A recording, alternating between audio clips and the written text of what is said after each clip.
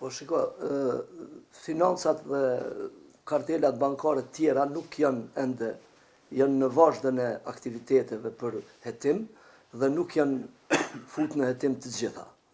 Kurse sa i përket zotrit Berisha, ajo është punëtor i jashtëm nga Këshilli i Bashkisë Islame dhe Këshilli i Bashkisë Islame ende nuk ka arritur që të vazhdojë me procedura tjera ndaj tij ose kundër atyre aktiviteteve që ai mund t'i ketë bërë. Por dihet që këto dhe padi tjera janë në vazhdën e procesit gjyqësor. Për me plotësu me që është pjesa ligjore, zonja Hashane, normalisht që dyshimi kryesor ka qenë ajo që e keni pa në kallëzimin penal kur është drejtuar prokurorisë. Dhe normalisht ndaj zotrit Regja. Dhe normalisht kjo nuk do të thotë që nuk do të plotësohet në të ardhmen, por ka qenë e publikuar edhe dje që ka pas vonesë, por ndoshta secili person as më tepër ngjeshmëria e besimit, mos më hyn hak për kohë, kanë lyp kohë, një herë suspendimi, pastaj edhe shkutja me punë, sepse është dashur të gjeturat me qenë të bazuara. Sepse ndryshe nga çdo institucion kemi të bëjmë me një institucion kredibil, i cili duhet të ketë edhe ka pas kujdes se çka po vepron. Kjo në dy aspekte, ose në plotësim të kallëzimit penal, por normalisht prokuroria ka detyrim sipas detyrës zyrtare të hetoj edhe personin që ju keni përmendur, eventualisht persona nga kompanitë nëse vlerësohet që të njëjtit kanë pas përgjegjësi për ato që janë thënë në emisionin që ju e keni publikuar. Jo, përkundrazi, ne i sigurojmë ashtu siç edhe potencuam edhe në deklaratën tonë gjithë besimtarët se vitrat apo sadakatul fitri dhe zekati janë fonde të pacënueshme dhe që nuk janë prek në këtë çështje të cilën ne po e potencojmë dhe janë organet kompetente të cilat janë përgjegjëse, por njëkohësisht janë fonde që janë direkt të lidhura me Bashkinë Islame të Kosovës. Dhe këto janë fonde të cilat kalojnë në fondet e kryesisë të Bashkisë Islame dhe ato pra dedikohen për medresen e Mesme Alaudin, Fakultetin e Studimeve Islame dhe shoqatës Bereqeti për ndihmën e nevojtarëve që Bashkia Islame e parashet nevojshme në bazë të kushtetutës së saj.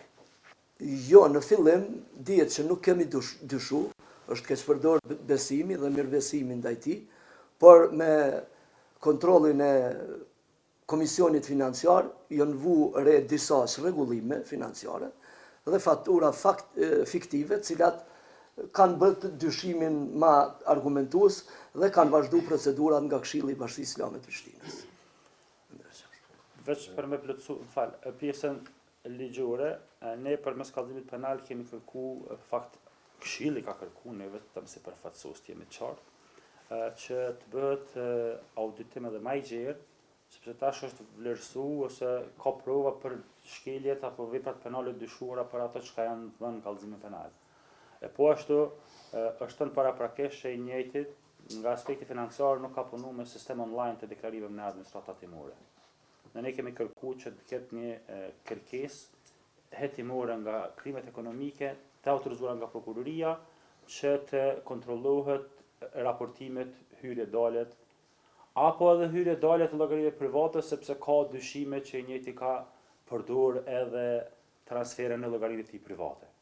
Do të thotë që të ketë një hetim të plotë në atë që me të vërtetë reflekton besimin e plotë. Neve për shkak të korrektësisë e juve na shton edhe prej Këshillit që cili do qytetar që mund të ketë besimtar një dilemë të vetme, Këshilli është i hapur çdo ditë për çfarë lloj çasën, cilën do lloj pagese, jo vetëm në atë që shifet tu, por për çfarë do lloj pagese, sepse me të vërtetë ka qenë gjithçka transparent.